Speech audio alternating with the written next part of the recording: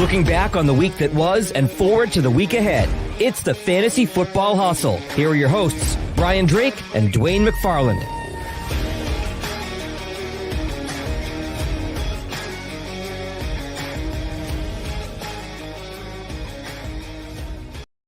All across the fantasy universe, welcome one and all to the Fantasy Football Hustle, powered by Pro Football Focus. I'm, of course, your host, Brian Drake. And as the great American songwriter Bret Michaels once said, oh my God, look what the cat dragged in. Folks, welcome back to the Hustle. My good pal, the co-creator of the Hustle. It's Dwain McFarland. We haven't seen you since the Draft Plan show. A lot has changed. So many people are hitting us up all the time. They're like, when's Dwayne coming back? When are we going to get you guys back together? Well, you're a busy, busy man. We got you today. So I'm glad to have you back on the show. I know all the fans are excited to see you, man. How the hell are you? Oh man, I'm doing good and happy to be back on. So thankful for like all the people that listen to the show. Like it's a great audience. Like you guys are awesome. Like we love the interaction, and I'm sorry I haven't been able to be on more, but yeah, it has been crazy. So for the folks that don't know, I mean, I'm sure they all know at this point, but like I made the move from Pro Football Focus to Fantasy Life. That happened kind of close to the beginning of the season, as you all noticed. So that created, a little bit of some extra work, right? Normally you would have a change like that planned out, more ahead of time. And so there were just some things, that I had to work through as far as my process and everything else, and wanted to make sure that, we kept everything whole with PFF. And so I'm still writing the utilization report there, writing the utilization report, for Fantasy Life, doing my rankings and all those sort of things. So, but it's all good. Like, so I'm learning I'm getting better at YouTube thanks to, Jordan Fiegelman over at Fantasy Life. Like this guy, like he knows so much. Like I'm learning a lot, like about just different things that I can be doing and better ways that I can be communicating with the audience. So yeah, it's awesome, man, but I'm busy. So it's like, I think over the first 3 days of each week, like typically, like by the time I get to Wednesday, like I'm already over 50 hours, of work in, which is, look, I get to do what I love. I'm working on the stuff I love, but it's a time crunch for sure. So a lot of people out there want to be fantasy football content creators, or they're just curious of like, how does somebody get into this? This is your full-time job. Like I'm a liquor salesman by trade. This is what you do. So let's kind of walk people through, because it's not every day you get a phone call from the biggest name in fantasy, Matthew Berry, and they say, hey, we want you to come work for us. I mean, that's huge. What a compliment. It's a testament to the work you've done. That a guy like Barry comes to you and says, I want to make you the backbone of my new company. Like, so what was it like when he contacted you? Like, what's going through your head, and how's your relationship with Matthew and kind of working on a deal with him? That's something you don't think it's going to pop up when you start writing articles 5 years ago. Yeah, well, really, like Elliot, Chris, and Jordan Fiegelman, like they reached out to me first. And so I had some conversations, with them. And then, I had the conversation with Matthew. But yeah, I mean, it is humbling. Like it's awesome, when you work so hard at something like this. This journey for me started, it's funny. Like I had a flat tire yesterday that I was working on this morning, and I was looking at the receipt on the tires, and I'd gotten them in December of 2018. And so like that was the year. 2018 was the year that I took a sabbatical. Like I just stepped away from corporate America, like a big job that I had there. And I was like, I'm just going to take a year, hang out with the family, do some writing. I had a lot of passion around fantasy. So I knew that I wanted to do something in the space. There wasn't a utilization report. There was nothing. Like there was just me being someone that loved playing fantasy, mid-stakes, high-stakes stuff. And then having like this thirst for information that I couldn't find anywhere else. And so in that time off, I started thinking like, how could I package this information? Like what is missing in the marketplace? What do I wish I had that I could look at? And then I just started building things out. And yeah, man, like, had I not taken that sabbatical, like this never would have happened. Like, so I didn't know for sure, like at the time, like a big part of it was just getting away and being with my family and, taking a step away from corporate world and just enjoying, like before, you're older. Like a lot of people wait till retirement. Our thought was like, well, let's have some fun, like in between, and then we'll go into the second phase of the career and like, we'll have retirement and all that stuff later. Little did I really know, like I had hoped, that I could do something like this, but like, you don't ever know anything until you try it. I had a lot of ideas. I was able to bring a lot of things over from the corporate world, like, and apply them, in the way that I kind of grew things on Twitter. And like, I came from the product management space. So just constantly like thinking through tweaking things and all, listening for feedback, watching to see what kind of things people like, what things they didn't, how could I better repackage things, all that kind of stuff. Like I've always been thinking through, but so, I mean, I think you certainly, something you treat as a business, and something that, you want it to be fun, but you've got to think about it like in those terms if you really want to grow it. But ultimately in the end, getting to have that conversation with Matthew, yeah, it was awesome. And he's been great to me. It's a really good team. Like, I mean, we've got Peter Overzet, we've got Kendall Valenzuela. I've already mentioned Jordan. I've already mentioned Elliott. Those are the 5 primary full-time folks, but we have a really awesome crew of contributors as well.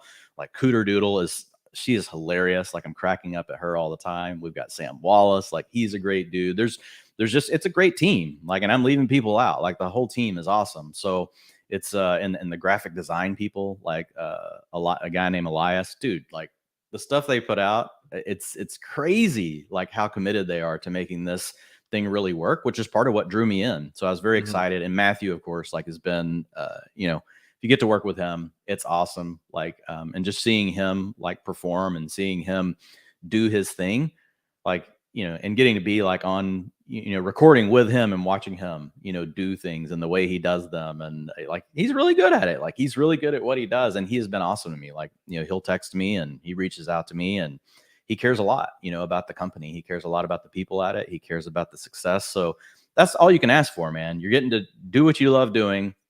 And you're somewhere where everyone else is centered on that same mission. And so it's just, it's a lot of fun. It's a small company. So it's all hands on deck all the time. Whereas at PFF, like awesome company, but much bigger, right? It's a bigger operation. And so, love both places. Like obviously, I still do the podcast with Ian every Sunday night. We do the breakdown on the slate. I'm pulling all the early utilization stuff. Thankful that I still get to do that with him. Cause I love Hard. It's like, he's a great dude. But yeah, man, it's been awesome. It's I hope that answered everything, but like if I missed anything, like just ask me. People want to know like where to find you. If they haven't seen some of your new stuff, you can go over on Twitter. It's at MB Fantasy Life for Matthew Berry's Fantasy Life. And Dwayne they have a newsletter. It's absolutely free. Dwayne writes it a lot of the time with Peter Overzet. I know coming up soon, you're going to be writing it maybe a little more. But yeah, you can sign up right there on the Twitter feed. It's free. It comes right to your inbox. It's tons of information. Yeah. How different is that now getting that? And fantasylife.com, is where you can go you can get access to all of it. So if you want access to my rankings, you want access to the utilization report, it's all free.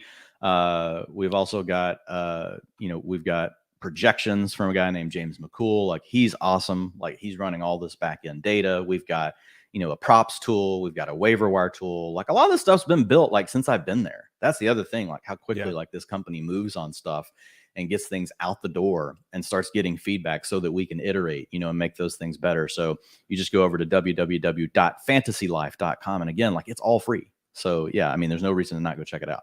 And you still got, you do the podcast with Marcus Grant now weekly also? Yep. We do that twice a week. So getting to work with Marcus is, NFL Network, like he's awesome. Like he's such a pro. So, and just a good dude. Like, and he's funny. Like he's just, and he knows, he just knows so many things. Like you can go any direction with any topic, like, and Marcus is going to know something about it. Like, so it's really awesome. And he's just, a complete smooth operator. I can never like throw Marcus a curveball. Like I've tried, like it doesn't matter. Like you can throw a knuckleball, curveball, high and tight. Like he doesn't care. Like he's just, there's no flinch like for anything with Marcus. He's awesome.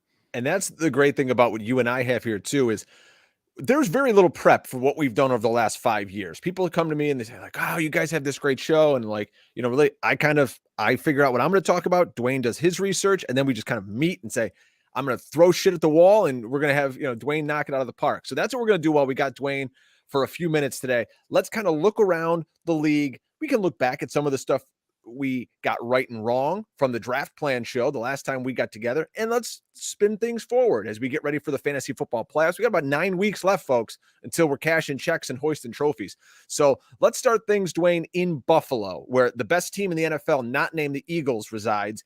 And it's kind of what we expected from Josh Allen, Stephon Diggs, Gabe Davis. He's up and down like we thought.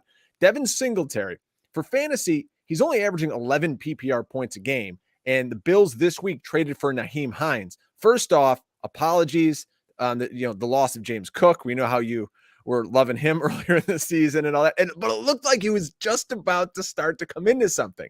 So what do you think now with this Nyheim Hines role and Buffalo in their backfield going forward? Yeah. I think like some folks just want to immediately have caution with Hines because, we've thought this about players like this for a long time. Like, could their role expand? But I really think this is great for Nyheim Hines. I don't know that he'll end up being an RB1 or anything, but I think it's an upgrade over the situation that he was in. You were behind Jonathan Taylor. You're not taking over for Jonathan Taylor. You're just not. Like, you're that to Deon Jackson. Yeah. You're a niche player there. In Buffalo, Devin Singletary is not Jonathan Taylor.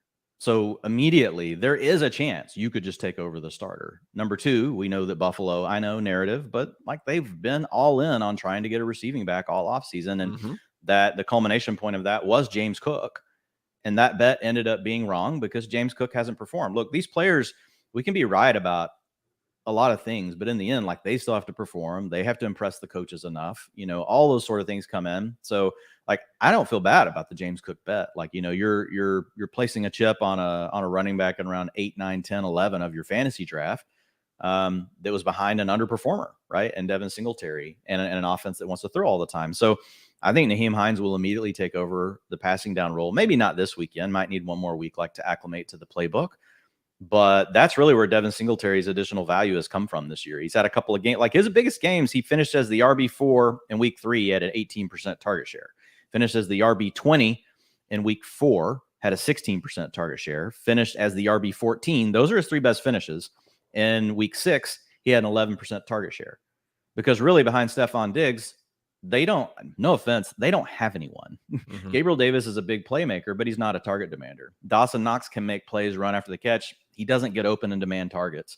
So there's a lot of room here. There's a lot of room for a running back to come in and potentially have a 10 to 20% target share. It may not be that way every single week, but I expect all those targets that Singletary had been getting, not all of them, he'll still get some of the early down stuff, but that's going to take away from Singletary. And, we already know Singletary has to deal with Josh Allen poaching touchdowns. So to me, Devin Singletary, he had been a surprise, right? He was a low-end RB2, mid-range RB2, and now that's going to be gone because he's really nice in no man's land. Okay, you're not going to really catch passes. You're not going to get to score a lot of touchdowns. You play in a really good offense. You're going to get the early down work. But you know what that equals, Drake? That equals a lot of 7 and 8 point weeks. Yeah. It's hey, Devin Singletary had 65 yards and 1 catch for 5. You're going to get a lot of those weeks for Singletary. I expect Nyheim Hines to take over the receiving role. Singletary has not been a good receiver historically over his career, per any metric you want to look at. Targets per route run, PFF receiving grade, yards per route run. He's well below what we expect from NFL running backs in all those categories. Nyheim Hines is above. Nyheim Hines, if you go back to when he entered the league, he's top 5 for basically every metric you could look at for a running back for receiving. And the Bills are a pass first offense. I think there's a chance Nyheim Hines' upside is he's a low end RB1. I think that's in it. That's his ceiling outcome. I'm not saying it's going to happen, but I think immediately Nyheim Hines is a high end RB3 with every week potential RB2 spike value.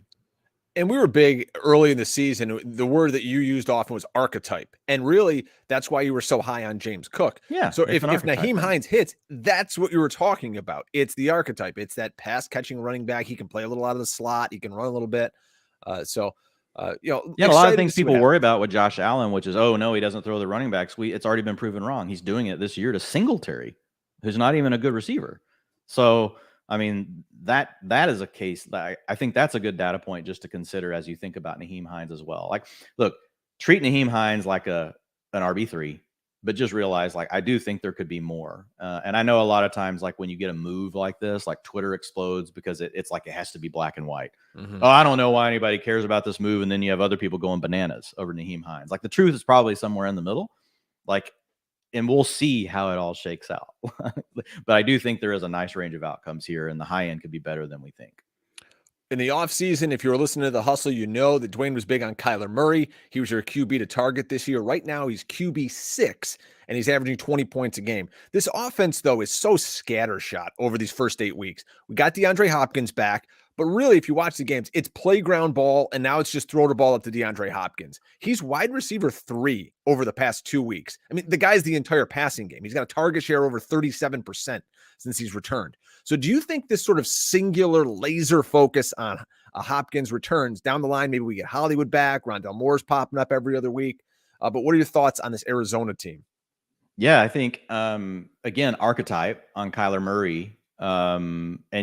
And look, for how bad the Cardinals have been, Kyler's still a top 6 quarterback. That's the beauty of when you have someone that can run the ball. But I think there's a good chance for the Cardinals to get going. It will, to your point, when you watch the games, it is completely backyard ball. Like Cliff Kingsbury, like there's not an offense.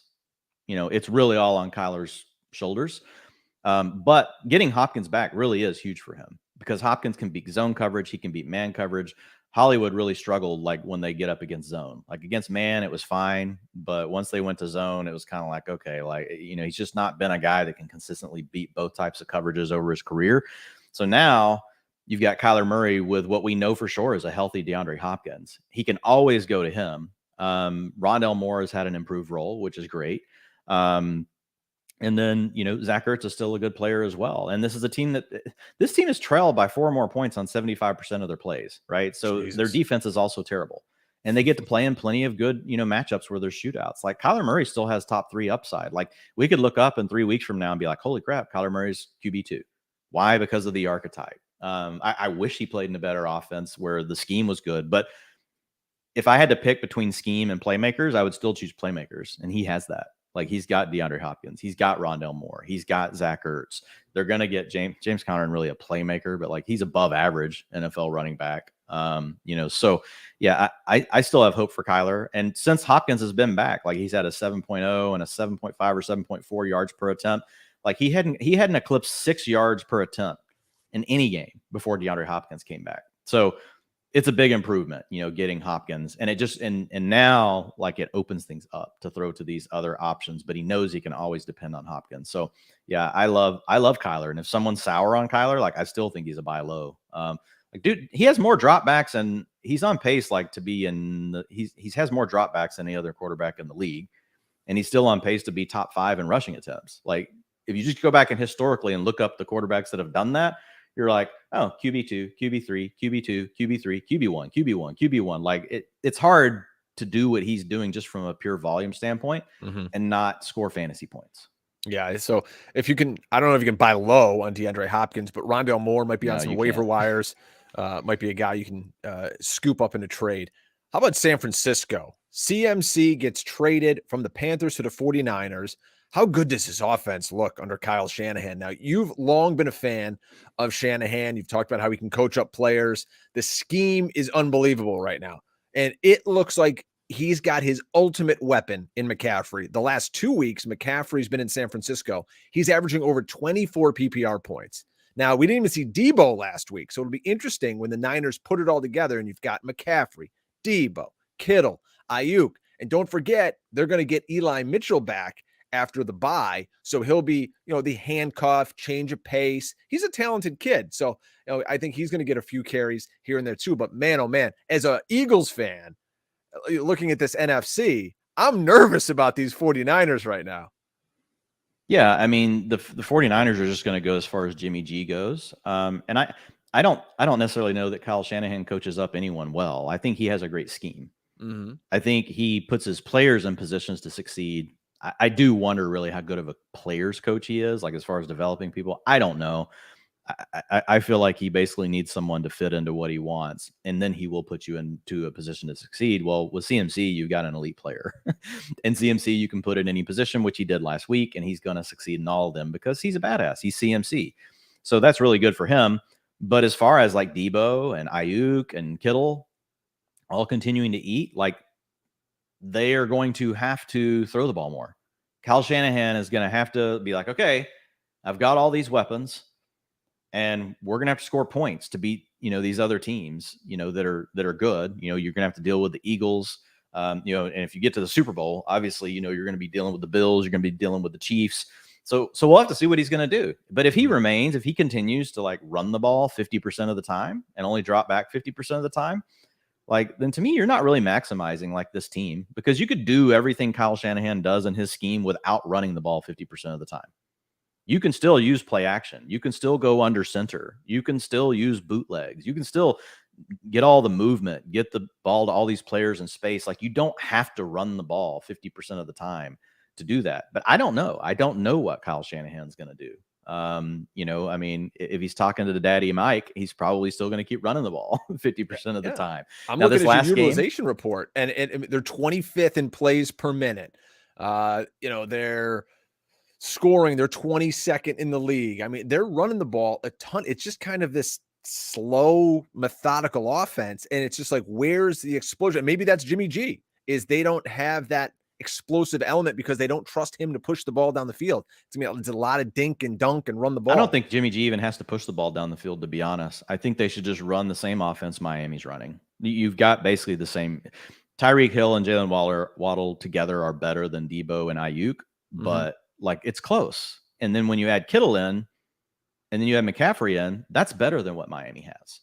Like, so this is what I mean. They just need to do what Miami's doing. Tua's not really a good quarterback. Like, he's fine. He's a point guard. He drops back. He distributes the ball. He gets it where it needs to go. He underthrows receivers a ton. All the same traits as Jimmy G, really. But you just need him to be a distributor. You don't have to throw the ball down the field that much with these playmakers. Get the ball to Ayuk, to Samuel, to CMC in space, but drop back and throw the ball 60-65% of the time, even in neutral game scripts. Like, the NFL average is 60%. The 49ers should be above that. And then some people are like, well, they had a CMC have to run. No, just get the ball to CMC in the passing game. That's better for him anyway, and his health in the long term. You don't have to bang him in between the tackles all the time. So this really comes down to, what does Shanahan style decide to do? I do believe Jimmy G's good enough to facilitate this offense if they let him, but we really don't know what Shanahan will do. If he sticks with the run heavy stuff, it's Debo's value is going to go down. Ayuk's value is going to go down. So is Kittle's, because CMC's also going to get targets in the passing game. And so that just means less. We've got a run heavy team, and now even less targets to go around. The way you offset it is you got to throw more. In Detroit, I'm worried about DeAndre Swift. I call him Mr. Glass. He's always hurt. Reports came out this week. He himself said, I might not be 100% this season. Dan Campbell's talking about maybe we put a little too much on his plate. I got him in the league, Dwayne. I'll tell you, I'm trying to sell the guy. Jamal Williams, they have no problem putting him in at the goal line, and he's probably going to lead the NFL in rushing touchdowns this year. So I want a quick opinion on the running game here and Swift. And then also, they sold TJ Hawkinson. He's now out of town. He's over in Minnesota. We've got Amon-Ra St. Brown. Sooner or later, we get Jameson Williams, maybe around Thanksgiving. So Detroit, as we go forward here, like, shake up the magic 8 ball. What do you see for the Lions? Well, just all roads lead to Amon-Ra St. Brown.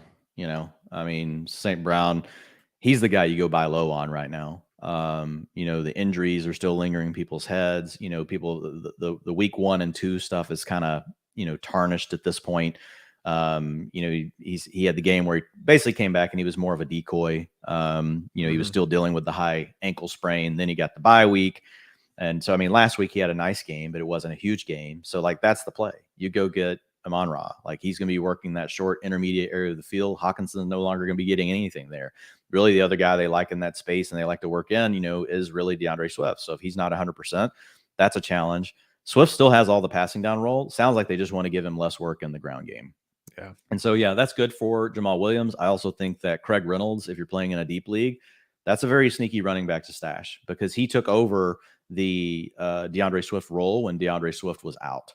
And so if for some reason, like, Swift does go down for the season, and then, like, if anything were to happen to Jamal Williams, like, you're talking about Craig Reynolds, like, probably, is going to be a mid-range RB2 with RB1 upside in any scenario like that. And it needs to be a deep league, because you kind of need 2 things to happen, but, like, Swift is kind of halfway there.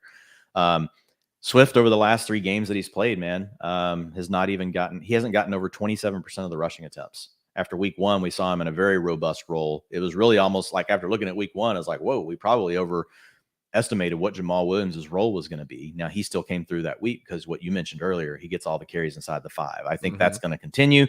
But last week, you got lucky that DeAndre Swift got put on the field down inside the 5, and, they ran a little angle route, and he caught a touchdown pass. Had he not done that, he would have been absolutely terrible in fantasy. So he's a tough one, because we know the talent's there. And again, with these injuries, like, you hear these players say these sort of things, the coaches say these sort of things, and we don't ever really know what the truth is. We really don't.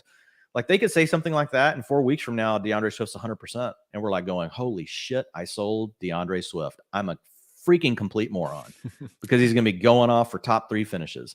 The flip side of that is, yeah, they totally told the truth. And he basically was playing a freaking JD McKissick role. Who the hell wants that? And the problem with Swift is we probably waited a week too long to really get like sell him at high tide, because now he's already come back. And this story in the news with him saying that and Dan Campbell saying that, fantasy managers may not, like in your league, there's a lot of people that won't know the utilization stuff we share. But most people read the damn headlines because all you got to do is click on the player's name, and you see it. Dan Campbell says that we gave DeAndre Swift too much. DeAndre Swift backs it up, says I probably won't be 100%. Fantasy managers see that shit, and they're like, I ain't trading you for DeAndre Swift. Yep. You're probably not going to get what you want for him. So it all really comes down to what do you get. That's the way I look at that one, Drake. Like, if you can get, a wide receiver that you think really helps your team, like I'd trade him straight up for Dameon Pierce. Obviously, I would trade him for ETN. I don't think anybody's doing those things though now. I don't know. Maybe someone would do it for Dameon Pierce, but I doubt it. Like, the window probably passed on those guys. So you're probably looking at trying to flip him for a different type of asset. So receiver, maybe you're trying to get a quarterback upgrade, something like that. So I think DeAndre Swift is really tough right now to try to, maybe you can squeeze out the name value. And if you can, I would say go for it. But you also don't want to you don't want to sell DeAndre Swift for nothing, because then that other scenario we talk about pops up on you. You're like, well, shit, what did I get? I got a wide receiver 3 for DeAndre Swift. Okay, great. Like, what is that doing for me? Nothing. It's doing nothing. No. Like, you might as well hold him at that wide point. Receiver 2. It's that Roto World narrative we used to talk about all the time. It's where you're trying to make moves and the guys in your league aren't as sharp as you are. And they're just like, no, look what Roto World says. Pat Doherty wrote, this guy sucked balls in the blurb, and now I'm never going to trade you for him. So the same sort of thing. We love Pat. Pat's the best. And, that's what we talk about with Kadarius Tony. Kadarius Tony, for the entire season, really his entire career, the narrative is he can't stay healthy. Hamstrings are bad. Left one's bad. Oh, he's getting ready to practice. Oops, nope, right one's bad. Gets traded to Kansas City. Holy shit, what do you know? The hamstrings are fine. So let's talk about Tony here. There's a lot of narratives, and they're all easy. Tyreek Hill replacement. Andy's new gadget guy. Oh, he'll never learn the playbook. He's always hurt. So there's 2 months left in the fantasy season. What do you realistically expect from Kadarius Tony? Because there's going to be so many folks that are going to say, all right, what's he do this week? They picked him up, and then when he goes 2 for 20, they're going to go, oh, this guy sucks. It's never going to work. I'm going to drop him. Yeah, you gotta have the long view with Tony. Look, we have Fantasy Life over here. Says, well, shit. I guess that was about Swift. It's probably Jordan. Yeah. So looking at Tony, like, you have to have the long view. You really don't want him in your lineups this weekend. Like, no. It's going to be a rotation. Probably you're going to have Hardman. They'll probably have a special package of plays for Tony. They had the bye, so he gets a little bit more time. But the play on Tony is really, you're looking at, weeks 13, 14, 15 when you're trying to win your league. If you can't have that kind of long view, then just don't even mess with him. He's still available in a decent amount of leagues. Like, he's mostly picked, like, I think he's over 60% rostered now over on Yahoo at this point. But what you're looking at is Marquise Valdez-Scantling not demanding targets. Juju Smith-Schuster, despite the last 2 good weeks, not even typically playing over 80% of the routes, not particularly explosive, has caught a couple of wide open looks that he scored touchdowns on, not demanding targets. Travis Kelce, complete badass as normal, per usual, just moving forward. No one in the running game is really demanding a lot of targets. Like, they sprinkle it into the backs, but no one there is like McKinnon plays the passing downs, but they don't target him a lot. CEH gets some targets on early downs. Pacheco's really more of a between the tackles guy. So it's like, you look at and Mecole Hardman, like, we know what Mecole Hardman is. We've seen this for years. He's going to have a pop-up game where he gets these little push passes in the backfield and he runs it around, scores a touchdown. He can score a touchdown for you on the ground, but his role hasn't really expanded. He got a little bit more in the last week before the bye week. But when I look at all that, and I'm like, okay, Kansas City, still a pass-first offense. You have Patrick Mahomes, you got Andy Reid, and you got a bunch of guys, and you got Travis Kelce. The door is open for Kadarius Tony. They traded for him. They want him. I've heard so many people say this is really good for next year. We don't know. We don't know if it's good for next year or this year. All you know is it's a really good freaking offense. This is a player that popped in a huge way in a small sample size last year, and he could blow up. He could blow up this year. I don't get the narrative. It's next year. Why? Because of Juju Smith-Schuster, Marquise Valdes-Scantling, who can't even get to a 20% target share? Like, give me a break. Like, these guys they've never demanded huge targets in their life. Even in Juju's big years, it was just because of a super heavy pass offense. He was never like a 25% target share guy. At least we've seen that from Kadarius Tony. Last year on 201 passing routes, he had a 26% targets per route run. And he's electric with the ball in his hands afterwards. And that Kansas City needs that, Brian. They need someone that they can get the ball to in space. That's why, Mecole gives him a little bit of that. But Mecole Hardman. Like, if you go run the reel on Mecole Hardman's targets over his career, like, after 50% of them, you see Patrick Mahomes going, like, or this. Like, it's all this, like, hey, dude, you don't know what the hell you're doing. Like, so, and who knows? It's all on Tony, man. Tony's the wild card. Tony's not gotten along with any of the coaches. Tony, we don't know what he does, but everybody gets along with Andy Reid. Everyone loves Andy. If you can't get along with Andy Reid, that's a you problem. Yeah, but we don't know. It's still up to Tony. He has to do it. That's the wild card. I think Tony's talent is fine, but staying on the field with the injury stuff and then like setting all your baggage aside and deciding you're a professional, we can't predict that. So it's a complete bet on upside here. So again, don't have him near your lineups this weekend. But I think people that just immediately dismiss Tony or just say, this is a next year thing, we really don't know that. And they haven't shown us enough to make us think that it couldn't be a this year thing. Kansas City right now, second in the NFL in receiving yards after the catch. If you can get Kadarius Tony into that mix, whoo, baby. I know I've got him on a team. I have no one else to drop. I might have to drop him this week to fill out a lineup with a kicker. I mean, that's the ultimate Brian Drake story right here. That happened to me years ago. Does your league make you start a kicker? Do you have to have a kicker in your lineup? Yeah, and the matchup I'm in, it's going to come down to the wire. You're going to need the 10 points from the damn kicker, and I don't know. I'll text you about it off the air. But those are my cross to bear.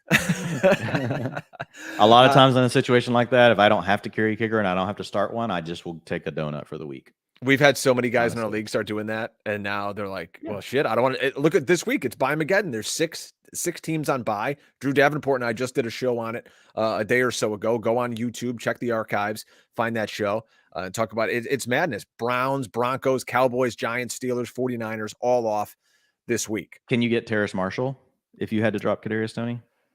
Well, here's the problem: is I have one too many players. Like I picked up Deon Jackson. You're cheating right now. I got you. Yes, I have Deon Jackson. I dropped my. Yeah, we got rid of that rule in my league.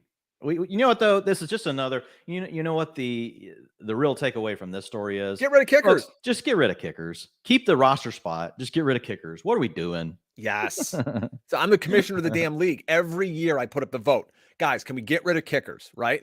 And then it comes down to like one vote. And someone's like, oh, I still like the You got to kick all the boomers out of your league, Drake. Oh, my God. Everyone's a boomer in the league. Go with the young crowd. Like the young people, they don't care. They'll get rid of the kickers. I think the youngest guy in our league's 39. So, geez, what are we dealing with here? All right, let's keep rolling here. We got limited time with our friend Dwain McFarland. Again, follow him over there at fantasylife.com. The Bengals, they're throwing a ton. They're also playing a lot out of shotgun over the last few weeks, but they simply can't run the football. They're 29th in the league in rushing yards. Since week 6, they've only attempted 46 rushes. So we're without Jamar Chase for a few games. It's all Higgins and Boyd in the pass game. You had a nice note in your utilization report about a blip that happened this past week with Joe Mixon. He's RB11, but it seems really gross. He doesn't have over 60 yards rushing in any game in the last 3 weeks. Thank God he got a couple of touchdowns to put him in the top 15 in week 7 and 8, but the Bengals are an interesting squad here. It's like, God, Mixon's maddening. They should be throwing the ball to these two all the time, but they just look like shit. Yeah, that's a really good summary, despite all the offensive line acquisitions that they made. But yeah, Mixon, man, like his efficiency is terrible. So you've got 46 backs in the NFL right now that have at least 50 rushing attempts on the season. And so in missed tackles forced per attempt per PFF data, he ranks 43rd out of those 46 at 9%. His yards after contact, 2.05. That ranks 46 out of 46. Congratulations, Joe.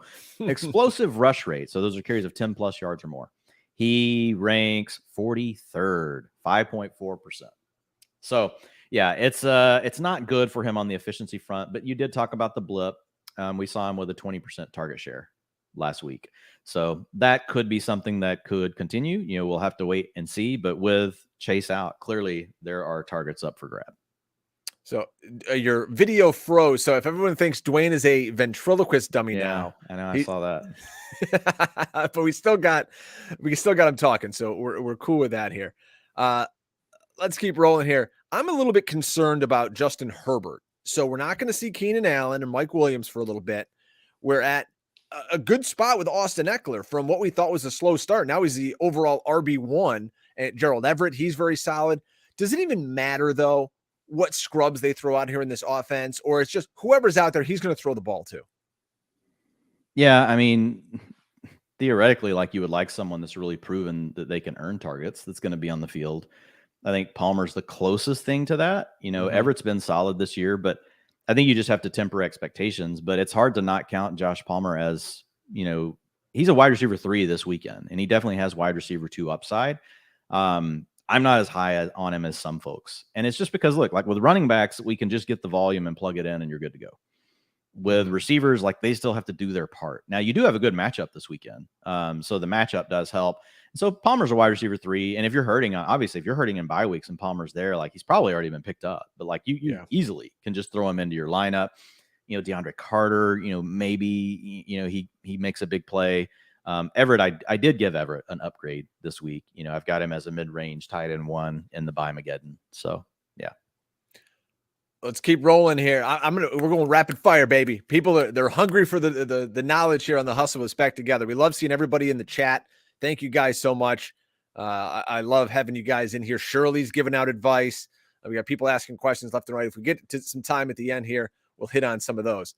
All right. Dwayne, how about the Colts? It's suck for luck 2.0, right? We're tanking the quarterback position. They don't want to pay Matt Ryan for an injury settlement, possibly at the end of the year. He's got to be able to pass a physical.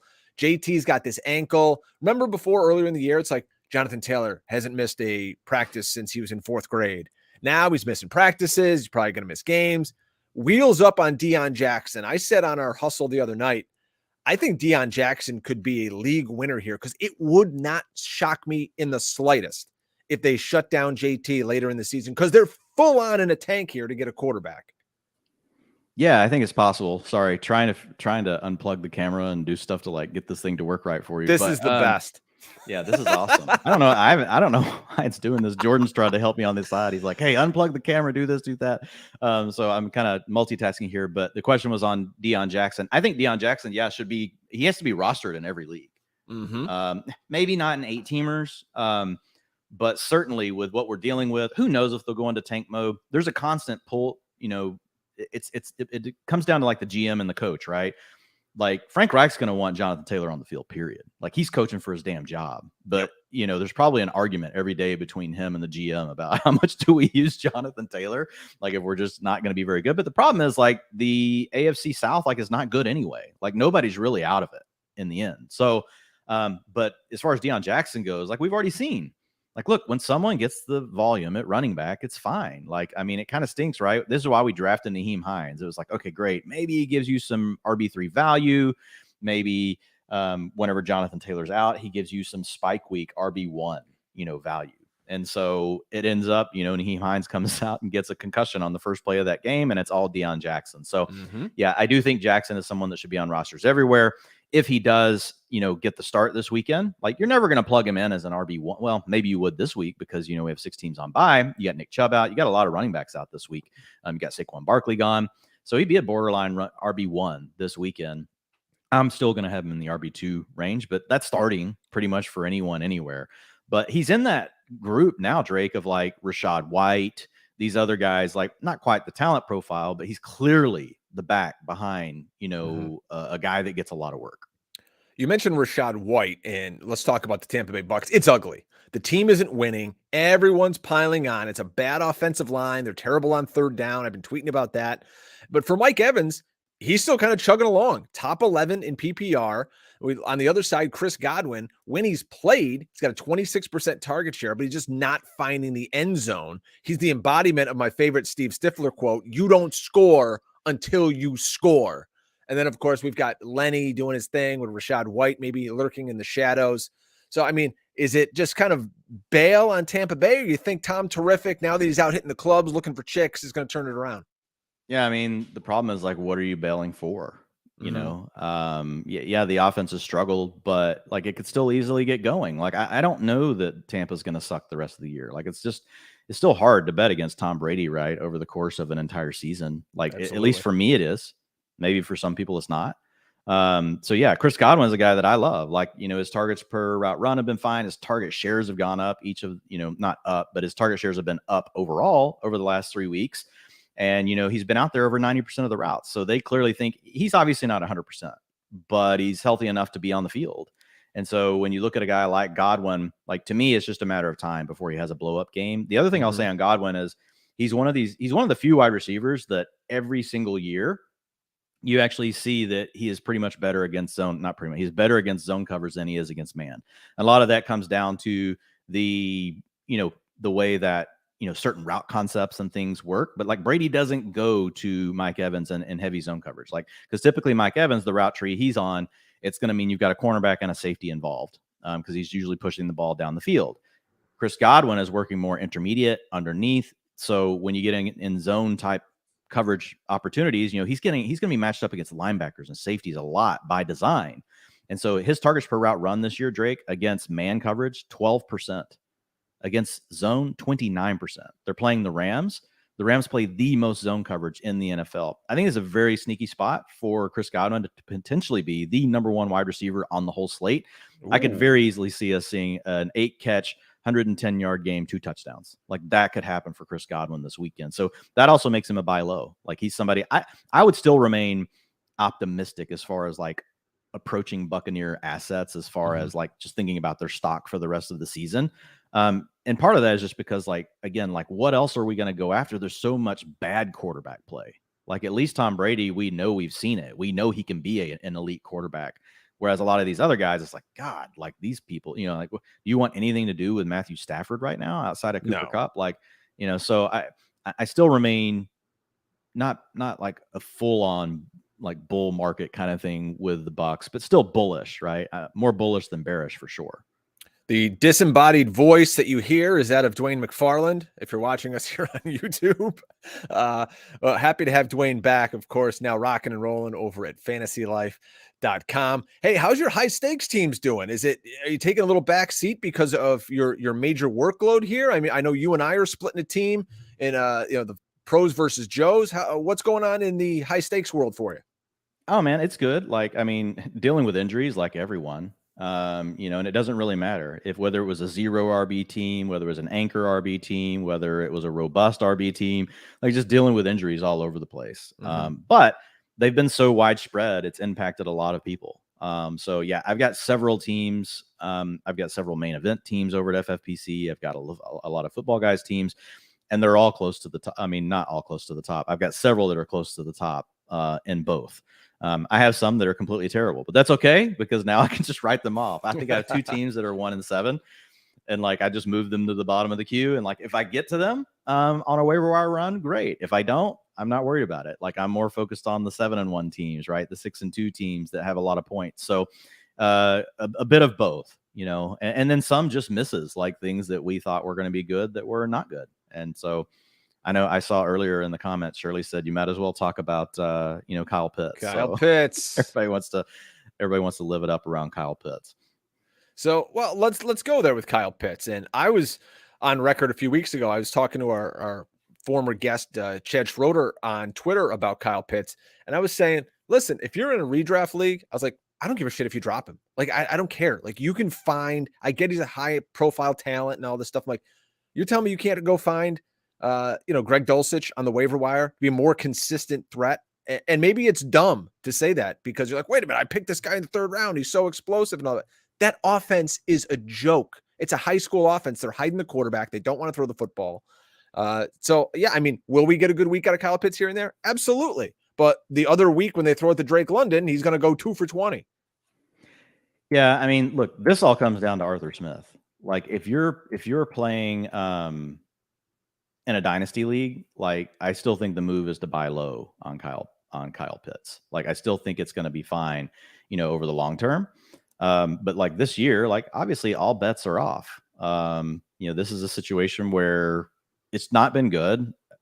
We've seen that Arthur Smith, he completely believes in like his approach.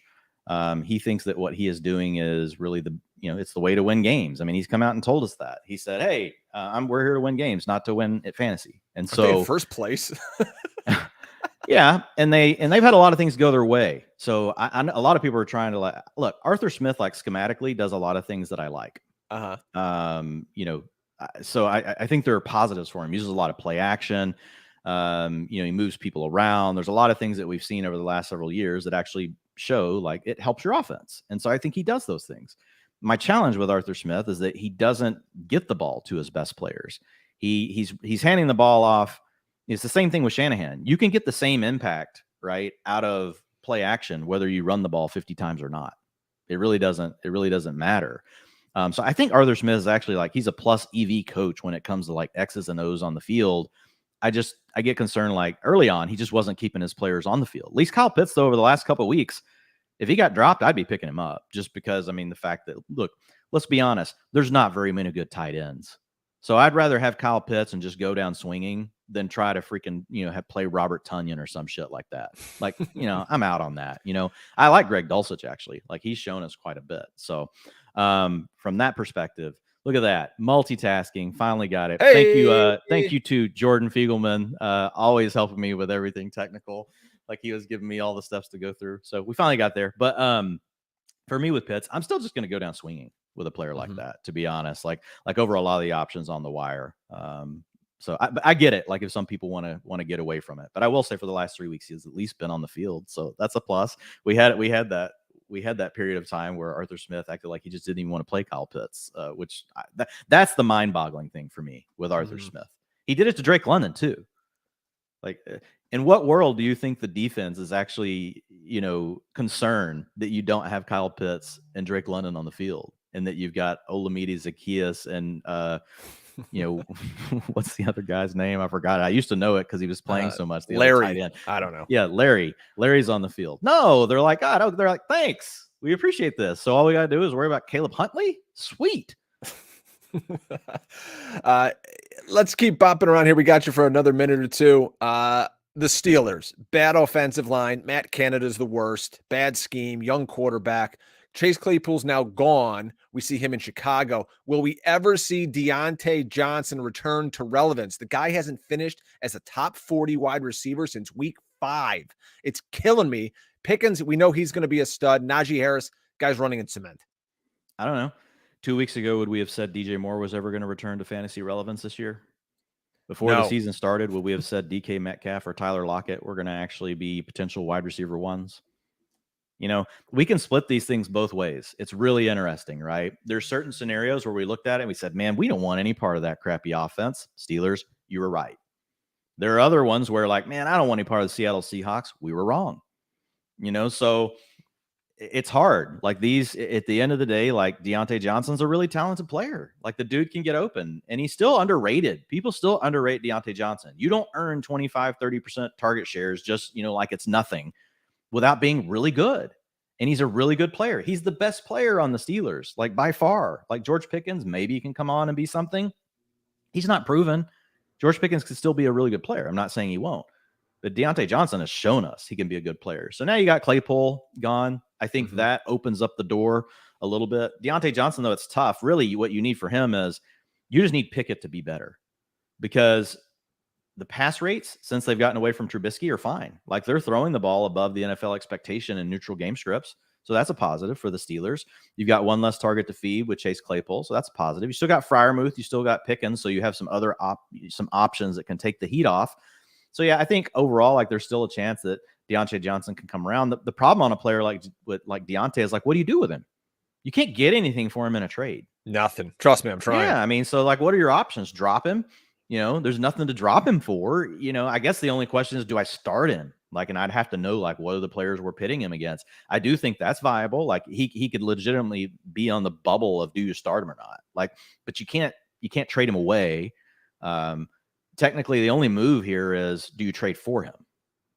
Because you could buy low on a guy like Deontay. Like DJ Moore, a couple of weeks ago, you get for a bag of chips. And who knew PJ Walker? PJ Walker is what we needed. Well, it's also that, and you get CMC gone. Like when CMC's gone, like, I mean, geez, you open up 20% target share right there. And we know DJ Moore can earn targets. So that's similar to Deontay Johnson. So I remember 2 weeks ago, everyone's shitting on DJ or PJ Walker because he had like a negative ADOT. And then, he connects on this Hail Mary and everyone's like, PJ Walker's back. He's great.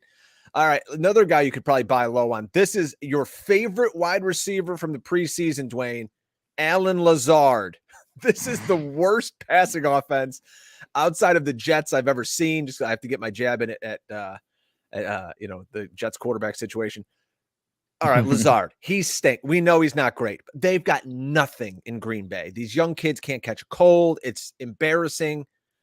Allen Lazard, he's injured. You could probably buy low on him right now. He's going to win your league, Dwayne, right? Tell the people I'm right. No, but look, Lazard's basically what we said he was going to be. We said, look, what is he at a high end? 20% target share. What is Lazard? He's like at a 19, I think. 18 maybe. The thing that's carrying Lazard is not that he's earning all these targets that people said that he would. It's that he catches touchdowns. He's catching touchdowns. He's got touchdown variants going his way. Aaron Rodgers loves him when he's in man coverage. Like, he peppers him when you get man coverage. Problem is, the NFL runs zone coverage on 75% of plays. 70%. But it's creeping up. Like, it's creeping up more and more. So that's a problem, for a player like Lazard. But he's fine. Like, you use him as your wide receiver 3, which we said was basically his ceiling. I mean, he's going to give you some wide receiver 2 games, but he's not like some target hog. If Allen Lazard was really great, he'd have a 30% target share on this offense. Like, he doesn't. But having said all of that, he's fine as a wide receiver 3. Am I going to try to buy him low with a bum shoulder? I mean, not really. Like, he's the kind of player I let somebody throw into a deal. Like, I don't go looking for who has Allen Lazard in my league. All right, we got one last minute here with you. I know you got a call at the top of the hour. Yeah, dude, Christian Watson is a lottery ticket. Shirley Shapiro asked about it. Like, because Romeo Doubs has gotten his chance and he's been fine, but nothing spectacular. Christian Watson, you could tell Aaron Rodgers was clearly, he was upset last week when he got the concussion. Like, I couldn't lip read perfectly, but it was something like, damn it, like, I can't keep this guy healthy. But he's the one guy that can pop the top on the defense. He's the guy that's probably got the most explosive yards after the catch ability. He's the one. Like, if you're playing in a deep league, you throw Christian Watson, over on the bench, now that, especially since the Pack didn't do anything at the deadline. So finally, before we get you out of here, anything, any team, any situation, any player you would tell our audience, go try to invest in, something you're feeling for the rest of the year? Dameon Pierce last night reconfirmed that he has the 2-minute offense now. He was really just 70, 80%, of the rushing attempts, which is good. Like, if you're not going to have the passing down role, you need to be 70, 80% of the team's rushing game. We've seen guys like Derrick Henry get by on that. We've seen guys like Jonathan Taylor get by on things like that. But now you've got the guy working whenever they're going into this hurry up offense when they need to catch up in games. And that was always the fear with Pierce because they're not a good team. They're going to be in a lot of trailing situations. So one, they've continued to give him the ball even when they're losing. But now, number 2, he's taken that role away from Rex Burkhead. Over the last 2 games, 75% of the 2-minute offensive snaps have gone to Dameon Pierce. He's got a 20% targets per route run over the course of the season. That is RB1 worthy over the last 10 years of data. So he's checking all the boxes we need. And you've been lucky. The last 3 games, he hasn't scored his touchdown. Right? He did score a touchdown, I think, 2 weeks ago, but he hasn't had a big game in the last 3 games. So last night we saw the role continue, and it's funny. Like, you get an island game, and what does everybody say? Well, yeah, he's getting the passing reps, but he's not getting targets. The situation before was he was getting the targets and not the passing game reps. Eventually, the 2 come together. You get chocolate, you get peanut butter, you get a Reese's. Like, so Dameon Pierce is probably a top 6 back for the rest of the season based on his recent utilization, minimum top 8. And right now, because he hasn't had a big game in the last 3 weeks, nobody's going to give him to you because whoever drafted Dameon Pierce, the thing is, like, man, no, I took this guy in the 7th round. I'm smart. I got an RB2. And they're right. They were smart. They do have an RB2. But what they really have is an RB1. And you don't know if they know that yet because they don't listen to stuff like this. So I'll leave you with that.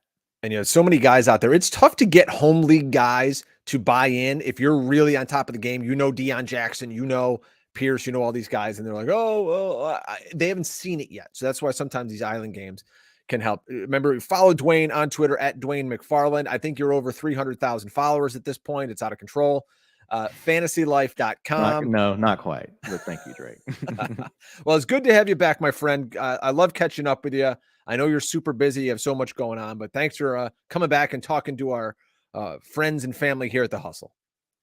Yeah, man. Always love coming on. Appreciate you. You know how much love I have for you. Like, we came up in this thing together. So I'm glad that you're keeping the hustle going. We're keeping everybody rolling. And whenever I have time to jump on, absolutely will. Like, we'll work through some of that stuff also in the off season and figure out, okay, what can we do here, with the hustle? And I've been chatting with Jordan about it as well. So, and sorry about the technical difficulties. Like, it figures like I finally get time to jump on, and like we have a tech issue.